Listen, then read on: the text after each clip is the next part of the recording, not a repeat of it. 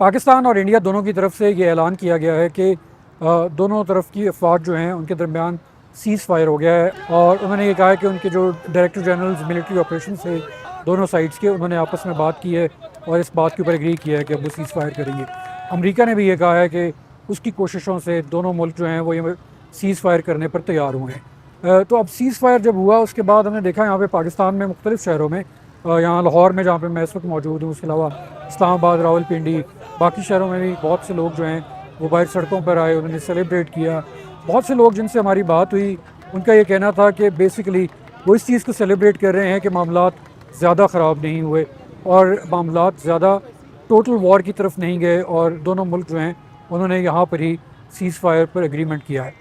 क्योंकि पिछले कुछ दिनों में पाकिस्तान के अंदर भी वो एक माहौल बन गया था जिसमें लोग कंसर्न थे कि क्या होगा, क्या ये जंग की तरफ जा रहा है मामला और ज़्यादा बड़ी जंग की तरफ जा रहा है। सोते हुए थोड़ा बहुत ज़हन में ये ख्यालात आ रहे थे कि इंडिया हमला करेगा, लेकिन तसल्ली इस बात की थी कि हमारे जो आर्मी के नौजवान हैं, हमारे पास जो इंटेलेक्चुअल माइंड्स हैं, जो पीछे बैठे प्लानर्स हैं डिफेंस के, तो उन पे इतना मुझे एतमाद था कि मैं इस चीज़ को बहुत ही लाइट ले रहा था। वो चिल करके सो गया।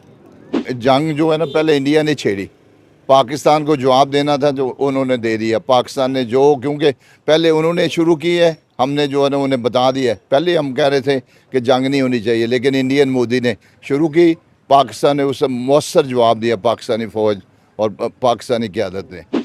दिल में एक डर था, खौफ था कि अवाम दोनों तरफ की अच्छी हैं और इन बड़े हुक्मरानों की वजह से दोनों अवाम, मजलूम अवाम पिसती है और जो हमारी तरफ इतने शहीद हुए हैं 31 अफराद, वो बेगुनाह अफराद शहीद हुए हैं और वो बिल्कुल भी ठीक नहीं हुआ।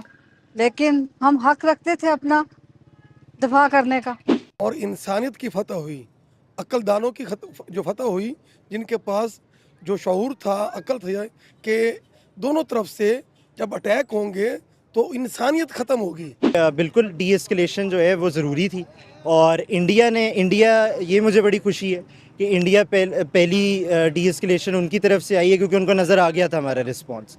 अगर इधर से आगे जाते तो फिर जो है मामला ख़राब होना था, बेहतर तो नहीं होना था। इस बात पे हम खुश हैं कि हमारी आर्मी बड़ी बहादुरी से लड़ी है, लेकिन इसके अलावा जो आवाम का नुकसान हो रहा था, बच्चों के एग्ज़ाम्स हैं, बाकी भी इस तरह के, और ख़ासकर हमें उनका बहुत अफसोस भी है जो नौजवान हमारे लिए लड़ते हुए शहीद हुए हैं। पाकिस्तान अमन चाहता है। पाकिस्तान ने पहले दिन से लेकर आखिरी दिन तक यही कहा कि हम अमन चाहते हैं, हम लड़ाई नहीं चाहते, क्योंकि जो मुसलमान है ना वो ये नहीं चाहता कि लड़ाई हो, खून खराबे हो, जंग, क्योंकि जंग जो है ना ये कहना आसान है, इसको भुगतना बहुत मुश्किल है। तो हम लोग तो अमन से ही रह रहे थे। इंडिया ने बेवजह हम पे एक चीज़ मुसल्लत की है, तो अल्हम्दुलिल्लाह हमारी जो अवाम ने और हमारी अफवाज ने बड़ा अच्छा इसका दिफा किया माशाल्लाह, और अल्हम्दुलिल्लाह हमें कामयाबी भी हुई है।